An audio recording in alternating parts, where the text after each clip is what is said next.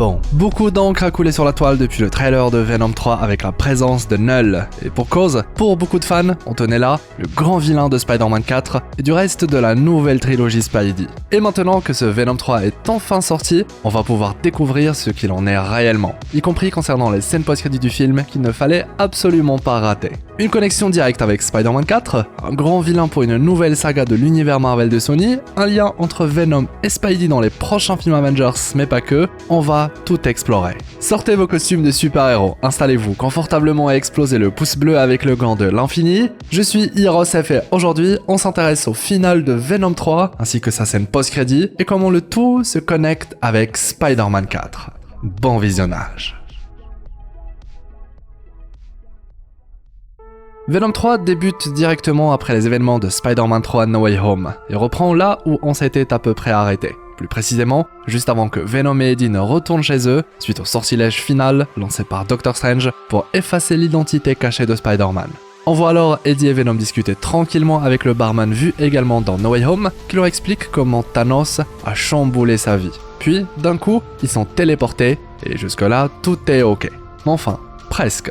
En effet, le film présente la téléportation d'Eddie et Venom d'une manière complètement différente que celle vue dans Spider-Man No Way Home. Ce qu'on voit dans Venom 3, c'est qu'un portail s'est ouvert derrière Eddie et Venom, puis ils ont été aspirés à l'intérieur, ce qui est bien différent de la scène post-crédit de No Way Home, où Eddie ne faisait que briller jusqu'à disparaître. On peut alors y voir deux possibilités. La première, une incohérence ou un changement assumé, ou alors deuxième possibilité plus intéressante, cette fois on assiste à la scène avec les règles du Marvel Sony Universe. La même action est présentée de manière différente selon les rouages de l'univers de Venom. Une idée qui se tient lorsqu'on découvre comment se téléportent également les créatures de Knull dans le film, via des portails noirs et jaunes. Mais ça, on va en parler un petit peu plus tard. Une fois de retour chez eux, Eddie et Venom confirment aux spectateurs qu'ils sont de retour dans leur univers d'origine, notamment en pointant du doigt le fait qu'ils préfèrent leur version du barman. Ils quittent alors l'endroit, en laissant derrière eux un petit bout de Venom qui est resté collé au pourboire donné au barman. Du coup, je vous rassure, aucun souci par rapport à un possible changement de la scène post-crédit de Spider-Man No Way Home. Venom laisse bel et bien une partie de lui dans l'univers de Spidey avant de se téléporter, ça on le voit dans la scène post-crédit de No Way Home, puis une autre partie de lui une fois revenu à la maison, dans le même bar. La scène dans le trailer pouvait alors laisser penser l'inverse, ce qui a beaucoup fait parler. Mais du coup, ce n'est pas vrai. Nous avons donc bel et bien un Venom qui est resté dans l'univers dit Terre 616, ou si vous préférez, l'univers de Spidey, l'univers principal du MCU. Et ça aussi, on va y revenir, car c'est très important pour la suite, puisque les deux scènes post-crédit de No Way Home et Venom 3 sont connectées.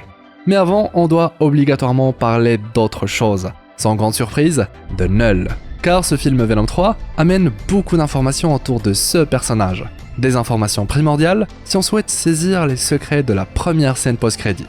La toute première scène du film Venom 3 est dédiée à Knull. On voit ce dernier sur son trône avec autour plusieurs créatures mystérieuses. Puis, d'un coup, Knull lui-même commence à nous raconter son histoire. Les fans des comics seront d'ailleurs ravis de savoir que la base du personnage a été respectée. Knull se présente donc ainsi. Il est Knull, le dieu du néant, le destructeur de mondes. Et il y a bien longtemps, lorsque la lumière a envahi son royaume, ses enfants symbiotes l'ont trahi. Ils l'ont emprisonné ici, dans le Clintar. Une zone qui recouvre tout l'univers où se trouve Venom, c'est ce dernier qui nous l'apprend.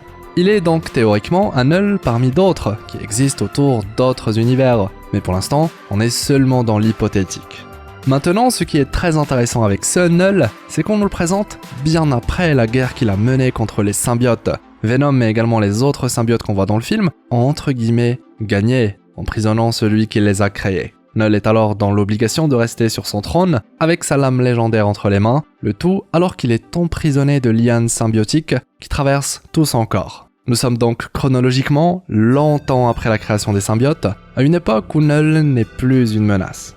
Mais enfin, ça, c'était le cas avant, car entre-temps, un codex a été créé. C'est Knull qui nous l'apprend, le codex étant une clé qui permettrait à Knull de se libérer. Comme par hasard, le codex se trouve en Venom, et est visible à chaque fois que Venom se transforme complètement. Mieux, il est une sorte de signal que peuvent détecter les chasseurs de symbiotes, des créatures créées par Knull après les symbiotes pour les combattre. A noter que les chasseurs de symbiotes appelés également les xénophages sont également capables de communiquer entre eux, mais aussi Grâce à Null, ils arrivent à créer des portails pouvant relier deux endroits dans l'univers. Ils sont alors envoyés partout, dans chaque recoin de la galaxie, avec commission de localiser le codex. Pour l'instant, difficile de dire si c'est Null qui crée ces portails ou non. Mais entre nous, si les xénophages peuvent le faire et qu'ils ont été créés par Null, c'est que c'est bien ce dernier qui est à la source du pouvoir.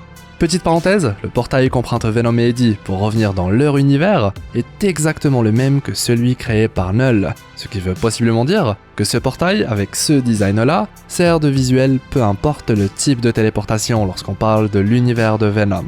Ou alors, le retour de Venom dans son univers depuis celui de Spidey est lié à Null, mais on ne le sait pas. C'est en tout cas curieux que les deux téléportations utilisent exactement le même portail. Et surtout que la scène du retour de Venom et Eddie dans leur univers d'origine ait été altérée de cette manière dans Venom 3.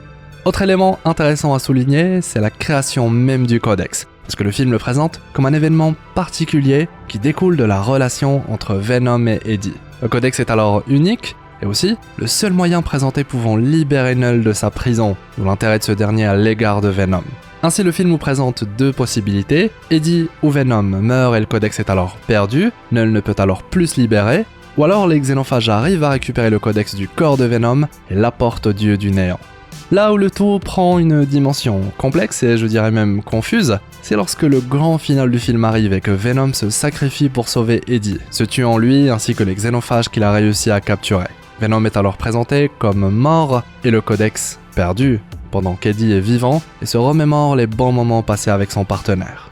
Comme je disais, les choses se compliquent lorsque la première scène post-crédit arrive, car si jusque-là la menace Null est censée être neutralisée, le codex étant détruit, voilà que la scène post-crédit balaye le tout, amenant plus de questions que jamais. Regardons ensemble ce que présente la scène post-crédit et analysons par la suite ce qu'elle signifie réellement. Car oui, il y a une connexion avec Spider-Man 4. On est de retour au même endroit où est prisonnier Null, et cette fois Null s'adresse directement à nous.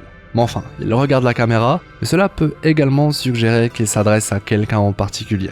Il commence par préciser, je cite, « Ton champion est tombé, les planètes seront miennes ». Poursuit avec « Le King in Black est éveillé », puis précise « Je vais détruire ton monde, tout le monde brûlera, et tu regarderas ». Une sacrée scène post-crédit avec une sacrée révélation, surtout au vu de ce qu'on a vu avant. En effet, la scène post-crédit nous tease dans le plus grand des calmes que Null est éveillé, comme s'il était libre. Car oui, le King in Black est bien Null lui-même, un titre qu'il a reçu des Célestes dans les comics, lorsqu'ils ont amené la lumière dans son domaine des ténèbres. Il est donc question d'un clin d'œil au titre et rôle de Null de King in Black. Mais aussi, il est question de sa possible libération, qui est mise en avant par le fait qu'il lève enfin la tête à la fin de la scène post-crédit, alors qu'avant il était emprisonné dans une position où il avait la tête vers le bas, incapable de la bouger. Les lianes symbiotiques qui emprisonnent Null sont donc présumées rompues. Ce qui en effet pose un petit souci de compréhension avec ce que le film nous explique, vu que le codex est perdu. Normalement Null doit rester emprisonné à moins que quelque chose ne nous échappe. Qui sait, Null s'est possiblement libéré autrement, ce qu'on pourrait découvrir dans la suite, ou alors, il n'a jamais été seulement question du codex, mais de Venom, ce qu'une autre phrase de la scène post-crédit peut confirmer. En effet, la partie où Null dit que ton champion est tombé peut directement concerner Venom, qui est censé être mort à la fin du film. Ce serait alors sa mort qui déclenche l'éveil de Null, mais on est seulement dans de la théorie, vu que le tout reste flou pour l'instant. Une autre possibilité à prendre en compte, c'est le placement chronologique de la scène post-crédit. Elle pourrait en effet se dérouler bien plus tard, lorsqu'un nouveau codex sera créé, puis utilisé par Null. Et certains d'entre vous commencent alors à voir où je veux en venir. Un autre symbiote qui se connecte à un humain jusqu'à créer un nouveau codex, ça pourrait être ça l'histoire de Spider-Man 4. N'oublions pas qu'un Venom est bien dans notre univers et qu'il connaît l'entité Spider-Man. Le codex qui servirait alors à libérer Null serait en réalité celui créé suite à l'union du symbiote avec Spidey. A noter que Null est présenté comme un être qui est antérieur à l'univers de Venom et que son domaine des ténèbres entoure l'univers de Venom, ce qui veut dire que l'endroit où se trouve Null est un endroit qui existe entre les univers, facilitant alors l'accès de Null vers l'univers de Spider-Man. Alors si en plus l'un des symbiotes créés par Null se trouve être sur Terre, dans l'univers principal du MCU, la connexion est d'autant plus évidente. La présence du symbiote chez nous serait alors comme une sorte de lien de connexion qui pourrait permettre à Null de localiser notre univers pour plus tard s'y rendre. A noter que durant la scène post-crédit, Null parle de monde et de planète, la preuve qu'il peut être conscient de l'existence d'autres mondes en dehors de celui de Venom. Là encore, son pouvoir de créer des portails pouvant être utilisé pour faciliter la connexion avec un Spider-Man 4. Imaginons qu'un nouveau codex est créé, cette fois dans l'univers 616, alors Null pourrait facilement y envoyer ses xénophages. Vous l'aurez compris, la scène post-crédit de Venom 3 avec Null pourrait se dérouler chronologiquement bien plus tard que ce que l'on pense. Ça rappelle d'ailleurs Thanos, qui en scène post-crédit de Avengers 2 a été présenté en possession du gant de l'infini et ce bien avant son acquisition dans Infinity War plusieurs années en arrière. En somme, une scène post-crédit chronologiquement avancée par rapport au film qui la présente. Qui sait, la scène pourrait ainsi se dérouler après un Spider-Man 4. Null a par ailleurs été pensé comme un Thanos, un grand vilain pour une grande saga. En tout cas, le réalisateur de Venom 3 précise que le film ne sert que d'introduction, que le but serait d'utiliser le personnage dans une plus grande histoire. La partie Le King in Black est éveillée en scène post-crédit, pouvant ainsi renvoyer vers l'arc des comics King in Black, un grand événement où plusieurs héros se regroupent pour faire face à l'entité.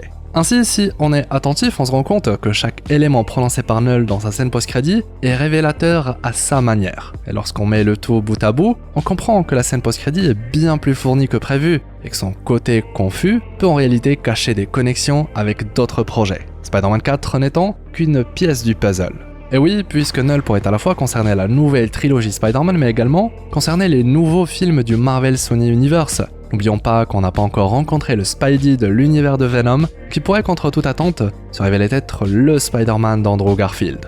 Dans Spider-Man No Way Home, le Spidey d'Andrew était d'ailleurs jaloux du fait que les Spidey de Tobey et Tom aient tous les deux rencontré et affronté des aliens, mais pas lui. Pourquoi pas? Un possible teasing concernant le fait que lui aussi finira par rencontrer son symbiote. Ou du moins, Sony peut rebondir sur ce souhait pour répondre aux attentes des fans. Voir le Spidey d'Andrew symbioté, clairement, c'est le rêve de beaucoup de fans de l'araignée sympa du quartier. L'acteur est quant à lui très intéressé par la reprise du rôle. Ce qui nous amène à la récente annonce concernant Spider-Man 4 et le fait qu'il a été officiellement annoncé. On sait même quand il va sortir, c'est en juillet 2026, ce qui place le film pile entre Avengers Doomsday et Avengers Secret Wars. Et avec la confirmation que le Venom laissé dans la scène post-crédit de No Way Home est bien resté dans l'univers 616 avant que Eddie et Venom ne retournent chez eux, c'est qu'il sera forcément question du symbiote dans Spider-Man 4. Et au vu de l'état dans lequel on laisse Peter Parker après le final de No Way Home, le timing semble être parfait. Le symbiote devrait alors profiter de l'état mental de Spidey pour se lier à l'homme araignée et ainsi acquérir ses pouvoirs ainsi que le fameux symbole qu'il a sur le torse. Quant à Null, il n'a pas besoin d'être directement présenté comme une menace, puisque Spider-Man 4 devrait surtout et avant tout creuser la relation entre le symbiote et Peter Parker, pour ensuite teaser une potentielle arrivée de Null en tant que grand vilain à la fin de la nouvelle trilogie. Ce sera d'ailleurs l'occasion de lier Spidey à l'univers de Venom et Eddie. Après tout, eux, ils ont visité notre univers, alors pourquoi pas l'inverse? Sachant que le but sera sûrement que les trois personnages se rencontrent dans un Avengers Secret Wars, le genre de film qui connecte tout. Sony ne serait en tout cas clairement pas contre l'idée, vu qu'il serait totalement gagnant. Maintenant, si le Venom d'Eddie est en effet mort, comme indiqué durant le final du film, il se pourrait qu'il n'en ait rien. Ce dernier, avant de mourir, a d'ailleurs précisé à Eddie qu'il s'agit d'un au revoir, déjà un indice concernant un possible retour de ce Venom-là. Il serait alors à terme question de l'évolution de deux Venoms différents, un dans l'univers d'Eddie et un autre lié à Peter Parker. D'ailleurs, l'idée selon laquelle le Venom d'Eddie serait encore en vie est légèrement mise en avant dans la deuxième scène post-crédit. On n'en a pas beaucoup parlé car elle est surtout de nature comique, mais dedans on peut voir un cafard sur le champ de bataille, non loin de là où Venom est présumé mort. Une scène sans grand sens, jusqu'à ce qu'on la connecte avec une autre scène du film, où l'on nous explique que les cafards sont l'une des créatures les plus résistantes de la planète, ayant résisté à des événements apocalyptiques. Faisant ainsi allusion au fait que Venom aurait pu survivre au liquide toxique qui cause sa mort, en habitant le corps d'un cafard. En même temps, on a vu un Venom poisson, un Venom cheval et même un Venom grenouille, alors un Venom cafard, c'est pas si fou que ça. Toutefois, il ne faut pas oublier que Null précise dans sa scène post-crédit que ton champion est tombé, une phrase qui clairement indique que ce Venom-là n'est plus. Le au revoir de Venom à Eddie serait alors connecté à la partie de lui restée dans l'univers de Spider-Man, teasant une possible réunion dans le futur. Une idée que je trouve bien plus intéressante à présenter. Si on y ajoute toute l'explication de Venom dans la scène post-crédit de son deuxième film, concernant l'esprit de la ruche et son fonctionnement, alors le Venom qui évolue dans l'univers de Spidey, c'est tout de ce qui s'est passé avec Eddie. Il chercherait alors possiblement à se réunir avec Eddie, après avoir profité des pouvoirs que va lui octroyer son union avec Spider-Man. La réunion de Venom et Eddie présenterait alors le retour d'un Venom beaucoup plus puissant que celui qu'on a vu jusqu'à présent. En bref, ce Venom 3, que ce soit via son final ou ses scènes post-crédits, se connecte bien plus à Spider-Man 4 et sa suite qu'on ne le pense. Et clairement, ce n'est pas pour me déplaire. Voilà. Nous reste alors un dernier mystère à élucider, celui de la personne à qui s'adresse Knull durant sa scène post-crédit. Et là encore, il existe plusieurs possibilités. La première serait au spectateur, c'est un peu méta, un teasing un peu fou, sans que Knull ne brise réellement le quatrième mur. La seconde, un peu plus réaliste, serait que Knull s'adresse à Eddie, partant du principe que Venom était son champion. Ou alors, une autre possibilité, bien plus en accord avec les comics, serait que Knull parle directement avec la manifestation de la puissance primordiale, une sorte d'entité abstraite, appelée également la Force Enigma, qui, lors de crises majeures, intervient pour rétablir l'équilibre. Elle aurait, selon ses théories personnelles, aidé à emprisonner Knull en se liant à Venom, et ce il y a bien longtemps. En effet, cette puissance cosmique choisit littéralement un champion à qui conférer ses pouvoirs, et maintenant que Venom est mort et que Knull le sait, alors il pourrait directement s'adresser à cette entité, préparant sa vengeance. D'où ces mots « ton champion est tombé ». Les planètes seront miennes, je vais détruire ton monde, et tout le monde brûlera. Comme s'il était question de s'adresser à une entité qui représente l'univers dans sa globalité. En tout cas, parler avec cette entité précisément semble être une piste intéressante. Qui sait, cette force pourrait choisir un autre champion, donnant une nouvelle fois naissance à Captain Universe. C'est ainsi qu'est nommé celui qui dispose des pouvoirs de la Force Enigma. Et puis, bien évidemment, la possibilité la plus folle serait que Knull s'adresse à Spider-Man. Mais bon, là on est clairement dans de la folle théorie, mais pourquoi pas? Après tout, la scène se veut confuse, exprès, comme si le but initial était de créer une scène floue qu'ils vont pouvoir expliquer plus tard lorsqu'ils auront décidé de la suite de Knull dans le futur et s'il sera ou non connecté à Spider-Man 4. Une scène post-crédit ouverte, comme ce fut avant elle le cas de celle dédiée à Thanos. Et avec tout ça, on a une sacrée exploration durant laquelle on a étudié toutes les possibilités. Une vidéo que j'ai adoré réaliser et qui j'espère vous aura plu. Hâte d'avoir vos retours, mais aussi je suis curieux de savoir si tout ça vous hype pour Spider-Man 4. Partagez-moi toutes vos idées, théories et avis, et aussi ce que vous avez pensé de ce Venom 3 et ses scènes post-crédit. Je compte aussi sur vous pour le pouce en l'air, le fameux pouce bleu avec le gant de l'infini. Ça m'aide beaucoup et m'encourage à vous faire plein de belles vidéos. Et bien évidemment, si c'est votre première fois sur la chaîne ou si ce n'est toujours pas fait, abonnez-vous, faites partie de l'équipage des explorateurs d'univers. Par ici, vous trouverez une belle vidéo à ne pas rater où l'on explore toute l'histoire de Knull dans les comics, une vidéo très importante au vu de l'implication de Knull dans le prochain Spidey. Quant à moi, je vous souhaite une agréable journée ou soirée, c'était Hirosef, votre explorateur d'univers préféré, pour vous servir.